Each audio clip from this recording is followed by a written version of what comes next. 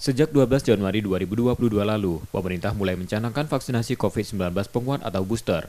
Di Palembang, tahap awal vaksinasi booster memprioritas kalangan lansia dan kelompok rentan atau imunokompromis. Vaksinasi booster bagi usia produktif usia 18 tahun ke atas baru akan dilakukan pada 1 hingga 2 pekan ke depan. Sesuai edaran Kementerian Kesehatan, penerima vaksinasi booster telah mendapatkan vaksinasi primer dosis lengkap minimal 6 bulan sebelumnya. Mereka yang sebelumnya menerima vaksin primer berjenis Sinovac, maka akan diberikan vaksin booster berjenis AstraZeneca atau Pfizer. Sedangkan bagi yang dahulu disuntik vaksin AstraZeneca, akan diberikan vaksin booster Moderna.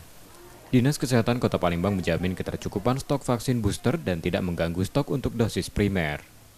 Jadi artinya booster ini tidak hanya pada lansia, tapi tahap awal ini kita melakukan booster itu untuk lansia dan penderita imunokompromis. Karena mereka itu kan kelompok-kelompok rentan. Nanti selesai lansia ataupun mungkin seminggu atau 2 minggu ke depan kita mulai dengan booster untuk usia 18 tahun ke atas. Artinya semuanya nanti kita lakukan booster.